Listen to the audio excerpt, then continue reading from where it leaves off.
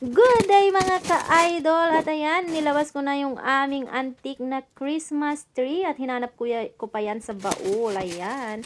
So, tanggalin na natin sa ating mahiwagang box na sobra namang gutay-gutay na. At i-assemble na po natin yung ating Christmas tree na antique nga, diba? Antique siya. So, ako nga naman ang nagligpit. So, ako din naman ang mangangalka. At medyo nahirapan naman ako dyan, hindi ko lang talaga pinahalata dyan, guys. At ayan ang aming pusa na si Magic, nag-iisip na naman na kung may ipapatayo ay maaakyat pa niya dahil yan po kanyang ginagawa nung siya ay maliit pa. Nandyan talaga siya sa gitna at kinukutingting ang aming mga dekorasyon. At ayan na nga po ang aming antik na Christmas tree na mas marami pa ang nalalaglag kaysa nag-i-stay. At ayan na nga po, naipatayo ko na siya. At dahil hinihintay ko po ang aking alaga na galing school na hindi naman na umuwi ng maaga, nako, kung ano na naman ang ginagawa ng batang ayon. At ayan na nga po, ako na po yung kusang gumawa nito. At hihintayin ko na lamang siya mamaya para mag-decorate ng mga ibang anit-anit niyan. O, 'di ba? Para akong superwoman diyan, mga idol. O, 'di ba? Ang bilis ko. Paikot-ikot lang. Ayan siya, oh.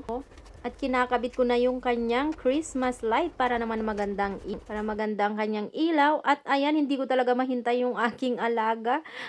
Day 2 na to, guys. At ayan, hinumpisahan ko na pong magsabit ng anik-anik at ang mga dekorasyon po niyan ay gawa ng mga bata.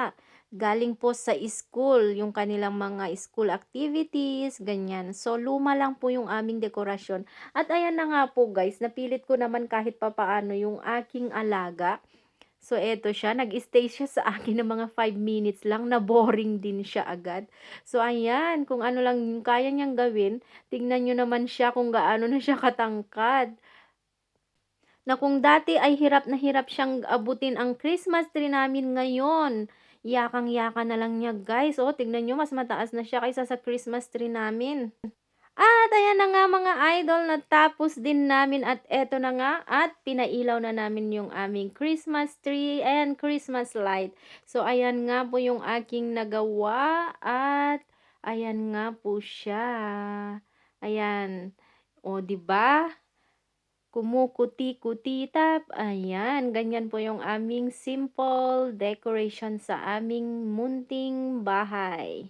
At ayan nga po, 'di ba? Gawa lang po ng mga bata 'yan. Luma na rin yung kanilang Christmas light. Ayan siya. Lumang-luma na po yung mga dekorasyon. Pero pwedeng-pwede pa rin po siyang pan-display. So no, kailangan ng maraming pera.